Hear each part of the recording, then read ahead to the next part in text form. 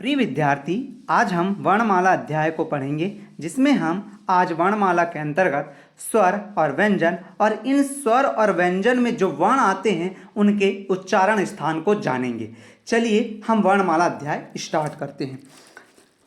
भाषा की सबसे छोटी इकाई ध्वनि है। भाषा की सबसे छोटी इकाई क्या है? ध्वनि है। और इस ध्वनि को वर्ण कहते हैं। ध्वनि को क्या कहते हैं? वर्ण कहते हैं। और वर्णों के व्यवस्थित समूह को, कैसे समूह को? जो समूह व्यवस्थित होता है उस समूह को वर्णमाला कहते हैं। क्या कहते हैं? वर्णमाला कहते हैं। किसको? वर्णों के व्यवस्थित समूह को वर्णमाला कहते हैं। अब इन वर्णमालाओं को दो भागों में बांटा गया है। हिंदी में वर्णों को कितने भागों में बांटा गया है? दो भागों में बांटा गया है। पहला है हमारा स्वर और दूसरा है हमारा व्यंजन। स्वर और व्यंजन। स्वरों की संख्या कितनी होती हिंदी में? 11 होती है। और व्यंजनों की संख्या कितनी होती है? 33 होती है। स्वर कौन से? छोटा, बड़ा, छोटी, बड़ी, छोटा ऊ, बड़ा ऊ, ए, आई, ओ, औ और ऋषि। इस प्रकार से स्वर कितने होते हैं? 11 होते हैं। अब व्यंजन की बात करें तो व्यंजन इन स्वरों को छोड़कर बाकी सभी क्या हैं? व्यंजन हैं, जिनकी संख्या कितनी है? 33 मानी गई है। अब विद्यार्थी हम स्वरों को जानेंगे। हमने अभी पढ़ा कि स्वरों की संख्या कितनी होती है? 11 होती है। अब इन 11 स्वरों को 3 मुख्य भागों में बांटा गया है। 3 मुख्य भाग कौन कौन से हैं? पहला है मूल या ह्रस्व स्वर, दूसरा है दीर्घ स्वर और तीसरा है प्लुत स्वर। इस प्रकार से कितने स्वर हो गए हमारे? 3 प्रकार के स्वर हो गए, जिन्हें 3 भागों में बांटा है। मूल स्वर, दीर्घ स्वर और प्लुत स्वर। तो मूल स्वर या ह्रस्व स्वर में 4 स्वर आते हैं। कौन कौन से? छोटा, छोटी, ऊ छोटा वाला और री।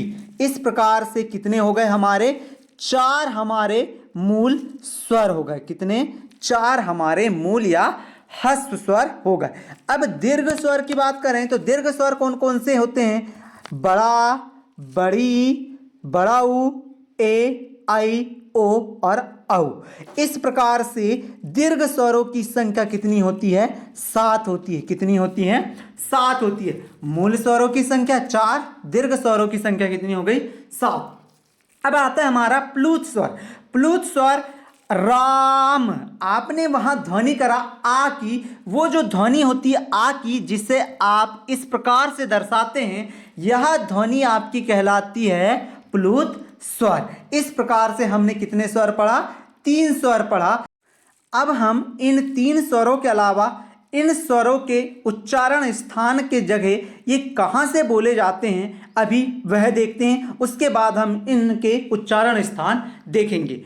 तो अग्र स्वर कहते हैं सबसे पहले हम छोटा ई, बड़ा ई, ए और आई को। ये हमारे कौन से स्वर कहलाते हैं? चारों के चारों अग्र स्वर कहलाते हैं। अब इन अग्र स्वर के बाद आता है हमारा मध्य स्वर।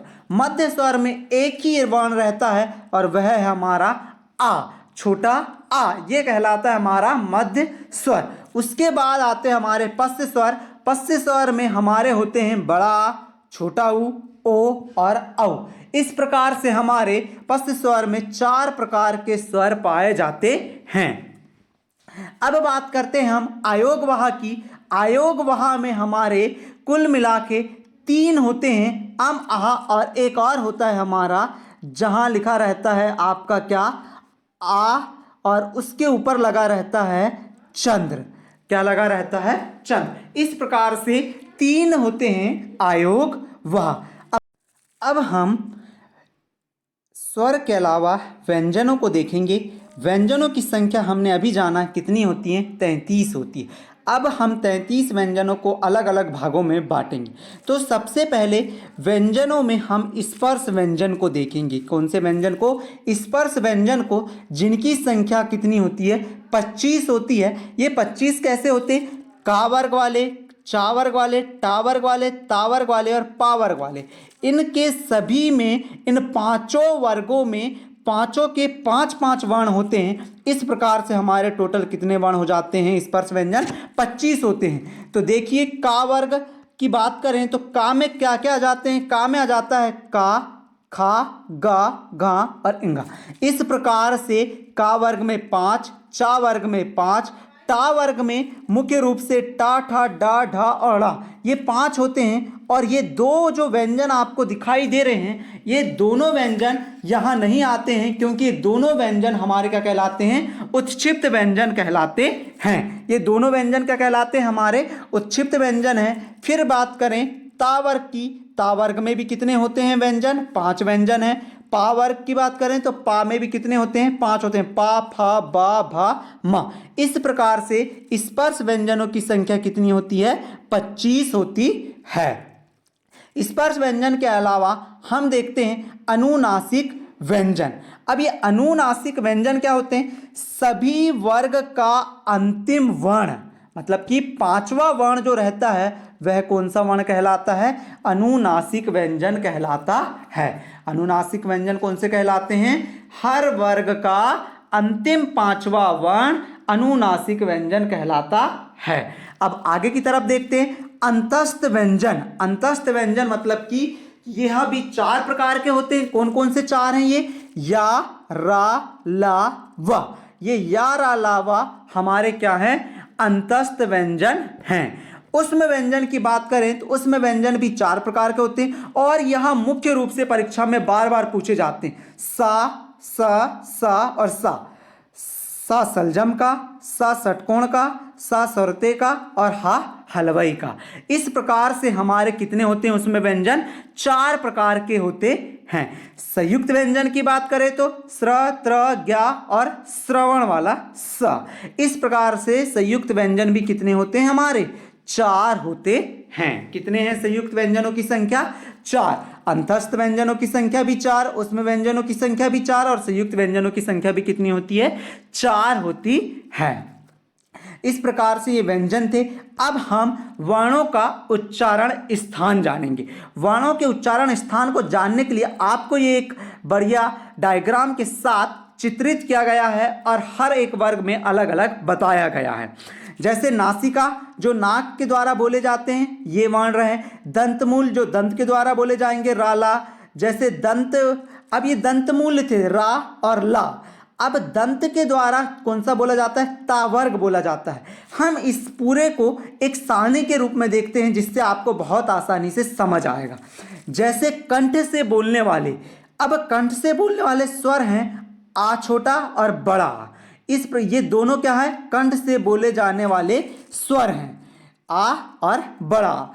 अब कंठ से बोले जाने वाले स्पर्श व्यंजन होते हैं का, खा, गा, गा, इंगा। इस प्रकार से ये कितने? 5 होते हैं। अंतस्थ व्यंजन इसमें कुछ नहीं होते। उसमें व्यंजन के अंतर्गत क्या जाता है? हा जाता है। और आयोग वहा विसर्ग, विसर्ग बोले तो इस प्रकार से दो जो बिंदु होती हैं, 2 बिंदु, वह कहलाती हैं आयोग वहा।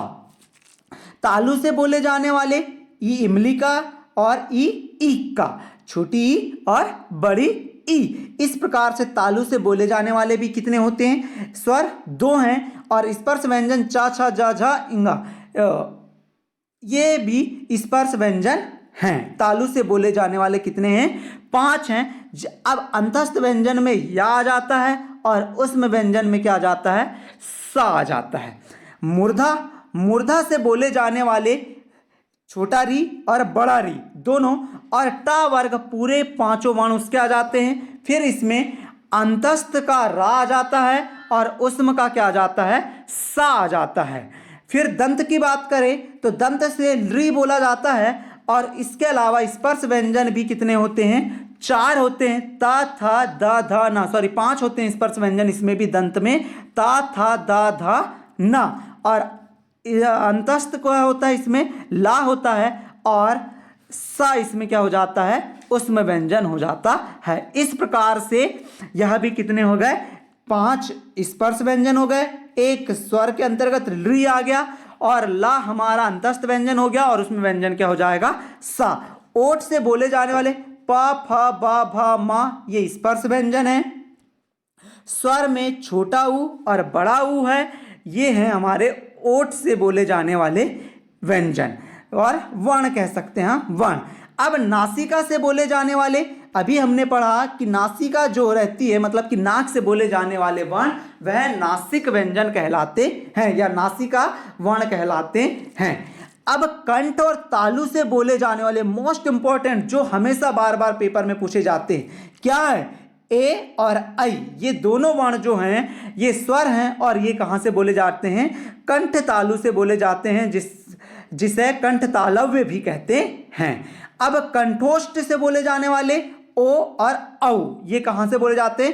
कंठ और ओष्ठ दोनों से बोले जाते हैं, इसके लिए इसे क्या कहा जाता है? कंठ ओष्ठ बोला जाता है। दंत ओष्ठ, जो दांत और ओठ दोनों से बोले जाते हों, वह कहलाते हैं अपने दंत ओष्ठ। और ऐसा वर्ण कौन सा है? वह है जो दंत और ओष्ठ दोनों से बोला जाता है।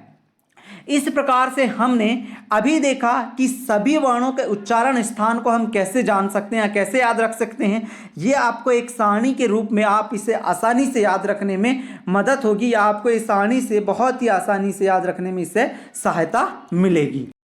हमने अभी सभी वर्णों के उच्चारण स्थान को जाना। अब कुछ महत्वपूर्ण बातें हैं, उन्हें देख लेते हैं।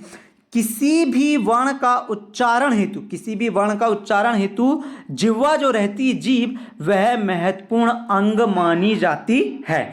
दूसरा है हमारा, प्रत्येक वर्ण का एक ही उच्चारण स्थान होता है, अन्य कोई स्थान नहीं होता है।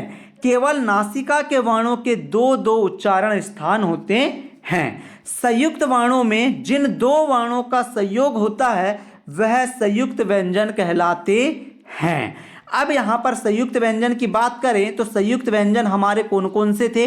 संयुक्त व्यंजन श्र, त्र, ज्ञा और श्रवण वाला था। इस प्रकार से हमारे 4 क्या थे? संयुक्त व्यंजन थे।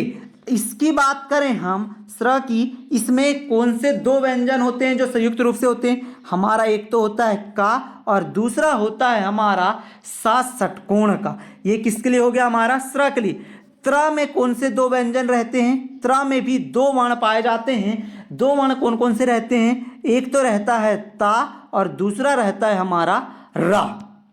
इसके अलावा ज्ञा की बात करें तो इसमें भी 2 वर्ण पाए जाते हैं, एक तो ज्या और इंगा, इंजा। इस प्रकार से यह भी 2 वर्णों से मिलकर बना होता है। और अंतिम में हमारा श्रवण वाला स्र, जो सा सलजम और रा रस से या रा से दोनों से मिलकर बना रहता है। इस प्रकार से यह भी संयुक्त वर्ण होते हैं। तो संयुक्त वर्ण कौन कौन से होते हैं? हमारे 4 प्रकार के होते हैं और चारों मुख्य रूप से हमेशा परीक्षा में पूछे जाते हैं। तो आपको हमारा ये वर्णमाला अध्याय कैसा लगा हमें कमेंट करके अवश्य बताएं, और ऐसे ही हिंदी के वीडियो के लिए आप हमारे चैनल को सब्सक्राइब अवश्य करें। धन्यवाद।